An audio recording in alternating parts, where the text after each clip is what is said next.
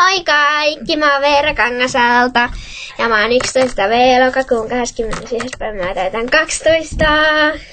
Mä harrastan partiota ja mä pidän paljon musiikista ja meikeistä, hiustenlaitosta, vaatteista ja mä oon 5. luokalla ja mä oon toivottavasti syksyä 6. luokalla ja minne mä vielä sanoisin.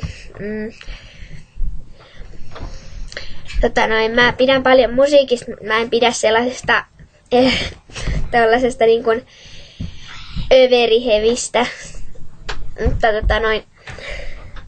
mä värjäsin hiukset jouluna punaisella, mutta se ei kyllä hirveästi tällä videolla näy, mutta anyway. Ja mä kerron teille mun perheenjäsenet. Mun perheeseen kuuluu äiti, iskä, isoveli ja pikkuveli, veli Eetu ja sitten 3 pikkusiskoa Inka, Iida ja Venla.